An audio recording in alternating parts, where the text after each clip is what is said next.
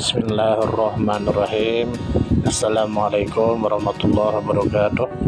Dengan nama Tuhan yang Maha Pengasih lagi Maha Penyayang, bertemu lagi dengan channel Senyum Tipis. Kami akan menemani waktu Anda beberapa menit ke depan. Terima kasih sudah mau mampir. Semoga Anda semua dan kita semua disehatkan badan, dilancarkan rezeki, dikabulkan segala hajat. Semoga kita masuk surga. Semoga kita terbebas dari hutang. Amin ya rabbal alamin. Perbuatan halal yang paling dibenci Allah adalah cerai. Derajat hadis lemah. Diriwayatkan oleh Abu Dawud 2178, dan juga diriwayatkan oleh Baihaqi, dan juga diriwayatkan oleh Ibnu Adi, dari jalan Mu'arraf bin Wasil, dari Muharib bin Ditsar, dari Ibnu Umar secara marfu. Adapun yang meriwayatkan hadis ini dari Mu'arraf bin Wasil ada 4 orang sikoh. Mereka adalah Muhammad bin Khalid al-Wahibi, Ahmad bin Yunus, Waki bin Jarrah, dan Yahya bin Bukai. Keempat orang ini berselisih dalam riwayat hadis ini. Orang pertama meriwayatkannya dari Mu'arraf, dari Muharib bin Ditsar, dari Ibnu Umar secara marfu. Sedangkan 3 yang lainnya meriwayatkannya dari Mu'arraf, dari Muharib secara mursal. Dan tidak diragukan lagi bahwa riwayat yang mursal itulah yang lebih rojih kuat. Abu Yusuf berkata, ketahuilah bahwa asal hukum cerai adalah makruh dan terlarang, namun bisa berubah pada hukum lainnya. Hal ini sangat tergantung pada kondisi rumah tangga tersebut, bisa menjadi haram lalu bisa jadi juga hukumnya jais atau boleh lalu bisa jadi juga hukumnya sunnah bahkan wajib. Masuk ke hukum asal larangan bercerai ini didasarkan pada beberapa hal di antaranya. 1. Nikah adalah sebuah akad yang diperintahkan dan dianjurkan oleh Islam, maka talak yang merupakan pemutus pernikahan berarti juga pemutus sesuatu yang dianjurkan dan diperintahkan. Dan semua itu terlarang kecuali kalau ada sebuah keperluan mendesak. 2. Perceraian banyak membawa mafsadah bagi istri dan anak-anak, juga bisa menjadi sebab perpecahan dan pertengkaran antara keluarga, yang semua itu adalah terlarang.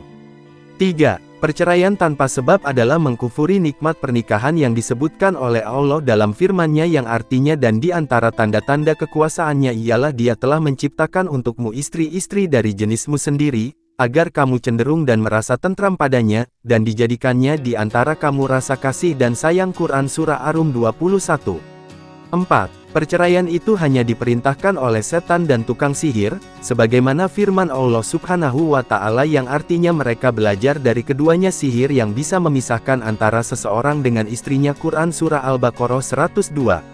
5. Dari Jabir berkata, Rasulullah Shallallahu Alaihi Wasallam bersabda yang artinya sesungguhnya iblis meletakkan singgasananya di atas air, kemudian dia mengutus bala tentaranya, maka yang akan menjadi pasukan yang paling dekat dengan dia adalah yang paling banyak fitnahnya.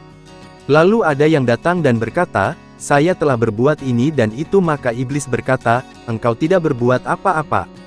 Kemudian ada yang datang lagi dan berkata, saya tidak meninggalkan seorang pun kecuali telah aku pisahkan antara dia dengan istrinya. Maka iblis mendekatkan dia padanya dan mengatakan, engkaulah sebaik-baik pasukanku. Hadis riwayat Imam Muslim nomor 2167. 6. Bahwa ada sahih dari Rasulullah Shallallahu Alaihi Wasallam bahwasanya beliau bersabda yang artinya wanita mana saja yang minta cerai pada suaminya tanpa sebab, maka haram baginya bau surga. Hadis riwayat Abu Dawud 2226, dan hadis riwayat Darimi 2270 dan hadis riwayat Ibnu Majah 2055.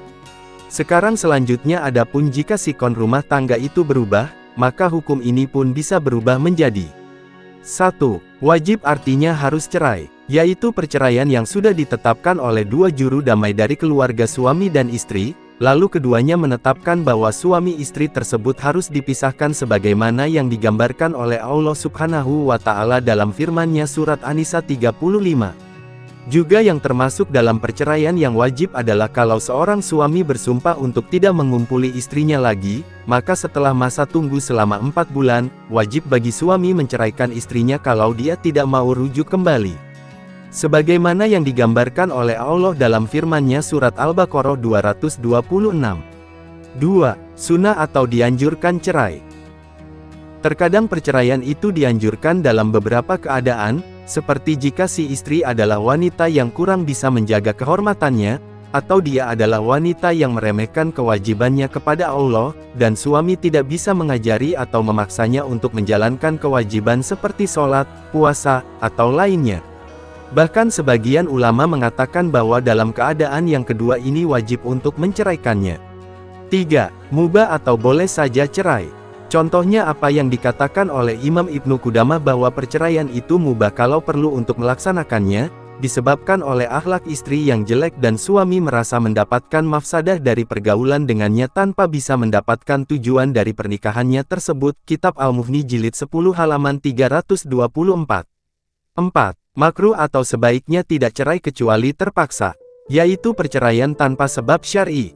Imam Said bin Mansur nomor 1099 meriwayatkan dari Abdullah bin Umar dengan sanad sahih mauquf, bahwasanya beliau menceraikan istrinya, maka istrinya pun berkata, "Apakah engkau melihat sesuatu yang tidak engkau senangi dariku?" Lalu Ibnu Umar menjawab, "Tidak." Maka dia pun berkata, "Kalau begitu, kenapa engkau menceraikan seorang wanita muslimah yang mampu menjaga kehormatannya?" Maka akhirnya Ibnu Umar pun merujuknya kembali. 5. Haram atau jangan cerai. Di antaranya adalah menceraikan istri saat haid atau suci, namun sudah berjima dengannya. Dan inilah yang dinamakan dengan talak bid'ah yang keharamannya disepakati oleh para ulama sepanjang masa. Kitab Al-Mughni Jilid 10 halaman 323 dan Kitab Ad-Dur Al-Mukhtar Ibnu Abidin Jilid 3 halaman 229 dan juga Kitab Mughnil Muhtaj Jilid 3 halaman 307 dan juga Kitab Jami' Ahkamin Nisa, Jilid 4 halaman 18.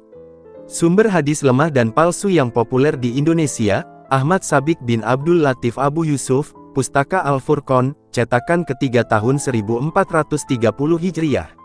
Sekarang masuk ke pembahasan akhir pada cerai, yaitu sebelum hendak melakukan cerai maka renungkanlah ini. Ini sudah menjadi rahasia umum tentang perceraian yang mungkin kebanyakan orang sudah mengetahuinya bahwa ada sebab akibat yang terjadi ketika terjadinya perceraian dan ini sudah terjadi di banyak kasus di negara kita dengan banyaknya pemberitaan di berita dan koran dan lain sebagainya termasuk pengalaman pribadi saya. Di antara dampak perceraian adalah 1. Anak menjadi korban. 2. Dampak untuk orang tua. 3. Bencana keuangan. 4. Masalah pengasuhan anak. 5. Gangguan emosi. 6. Bahaya masa remaja kedua. Pertama adalah anak menjadi korban. Anak merupakan korban yang paling terluka ketika orang tuanya memutuskan untuk bercerai. Anak dapat merasa ketakutan karena kehilangan sosok ayah atau ibu mereka, takut kehilangan kasih sayang orang tua yang kini tidak tinggal serumah. Mungkin juga mereka merasa bersalah dan menganggap diri mereka sebagai penyebabnya. Prestasi anak di sekolah akan menurun atau mereka jadi lebih sering untuk menyendiri. Anak-anak yang sedikit lebih besar bisa pula merasa terjepit di antara ayah dan ibu mereka. Salah satu atau kedua orang tua yang telah berpisah mungkin menaruh curiga bahwa mantan pasangan hidupnya tersebut mempengaruhi sang anak agar membencinya. Ini dapat membuat anak menjadi serba salah, sehingga mereka tidak terbuka termasuk dalam masalah-masalah besar yang dihadapi ketika mereka remaja. Sebagai pelarian yang buruk, anak-anak bisa terlibat dalam pergaulan yang buruk, narkoba, atau hal negatif lain yang bisa merugikan. Adapun akibat perceraian kedua adalah dampak untuk orang tua. Selain anak-anak, orang tua dari pasangan yang bercerai juga mungkin terkena imbas dari keputusan untuk bercerai. Sebagai orang tua, mereka dapat saja merasa takut anak mereka yang bercerai akan menderita karena perceraian ini atau merasa risih dengan pergunjingan orang-orang. Beberapa orang tua dari pasangan yang bercerai akhirnya harus membantu membesarkan cucu mereka karena ketidaksanggupan dari pasangan yang bercerai untuk memenuhi kebutuhan anak-anaknya. Adapun akibat perceraian ketiga adalah bencana keuangan. Jika sebelum bercerai, suami sebagai pencari nafkah, maka setelah bercerai Anda tidak akan memiliki pendapatan sama sekali, apalagi jika mantan pasangan Anda tidak memberikan tunjangan. Atau jika pemasukan berasal dari Anda dan pasangan, sekarang setelah bercerai, pemasukan uang Anda berkurang. Jika Anda mendapat hak asuh atas anak, berarti Anda juga bertanggung jawab untuk menanggung biaya hidup dari anak Anda. Yang perlu diingat, setelah bercerai, umumnya banyak keluarga mengalami penurunan standar kehidupan hingga lebih dari 50%. Adapun akibat perceraian keempat adalah masalah pengasuhan anak. Setelah bercerai, berarti kini Anda harus menjalankan peranan ganda sebagai ayah dan juga sebagai ibu. Ini bukanlah hal yang mudah karena ada banyak hal lain yang harus Anda pikirkan seorang diri.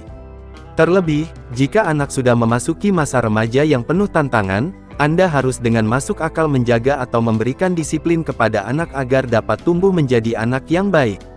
Masalah lain dalam hal pengasuhan anak adalah ketika harus berbagi hak asuh anak dengan pasangan karena bisa jadi Anda masih merasa sakit hati dengan perlakuan mantan Anda sehingga sulit untuk bersikap adil. Hal-hal yang harus dibicarakan seperti pendidikan atau disiplin anak mungkin dapat menyebabkan pertengkaran karena tidak sepaham dan rasa sakit hati dapat membuat hal ini semakin buruk. Adapun akibat perceraian kelima adalah gangguan emosi. Gangguan emosi adalah hal yang wajar jika setelah bercerai Anda masih menyimpan perasaan cinta terhadap mantan pasangan Anda.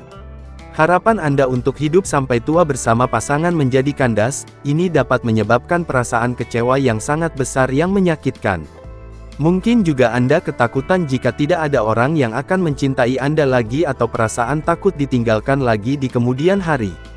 Perasaan lain yang mungkin dialami adalah perasaan terhina atau perasaan marah dan kesal akibat sikap buruk pasangan.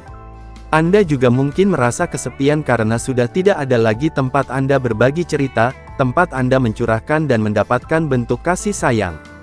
Serangkaian problem kesehatan juga bisa disebabkan akibat depresi karena bercerai. Adapun akibat perceraian keenam adalah bahaya masa remaja kedua. Pasangan yang baru bercerai sering mengalami masa remaja kedua. Mereka mencicipi kemerdekaan baru dengan memburu serangkaian hubungan asmara dengan tujuan untuk menaikkan harga diri yang jatuh atau untuk mengusir kesepian. Hal ini bisa menimbulkan problem baru yang lebih buruk dan tragis karena tidak mempertimbangkan baik-baik langkah yang dilakukan. Perceraian bukanlah hal yang terbaik karena ada dampak-dampak buruk yang harus kita hadapi. Walaupun perkawinan kita tampak hampir hancur, tidaklah baik untuk menghancurkannya dengan bercerai. Berpikirlah untuk mempertahankan perkawinan kita demi anak dan keluarga kita. Jika pasangan kita tampaknya tidak baik atau tidak menyayangi kita, cobalah komunikasikan hal ini dengan pasangan kita dengan cara yang baik karena kebanyakan faktor perceraian karena kegagalan berkomunikasi. Hindari berpikir untuk berselingkuh karena hal itu akan memperburuk keadaan. Perceraian bukanlah jalan keluar terbaik.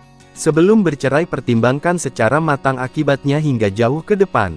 Banyak pengalaman menunjukkan bahwa perkawinan yang bermasalah masih bisa diselamatkan tanpa perlu bercerai. Di antara penyebab utama perceraian yaitu gagal berkomunikasi, kesetiaan, kekerasan dalam rumah tangga, masalah ekonomi, pernikahan dini dan terakhir perubahan budaya. Gagal berkomunikasi atau ketidakcocokan akibat kegagalan berkomunikasi antara suami dan istri sering menjadi pemicu perceraian. Kurangnya komunikasi membuat kurangnya rasa saling mengerti dan membuat sering terjadinya pertengkaran. Hal ini akan berujung pada perceraian jika kedua pihak tidak mau atau gagal berkomunikasi. Kesetiaan penyebab perceraian lainnya adalah salah satu pasangan berselingkuh. Pasangan yang disakiti tidak dapat memaafkan dan memilih bercerai. Atau sebaliknya, pasangan yang berselingkuh memilih bercerai demi pacar barunya. Kekerasan dalam rumah tangga, perceraian karena kekerasan dalam rumah tangga KDRT juga menjadi salah satu penyebab utama perceraian. Banyak pasangan memilih menyelamatkan kehidupannya dengan bercerai karena sering mendapat aniaya baik secara fisik maupun verbal. Masalah ekonomi, ada juga perceraian karena masalah ekonomi. Menganggap pasangan tidak mampu memenuhi kebutuhan materi keluarga, sehingga meninggalkan pasangannya dengan bercerai.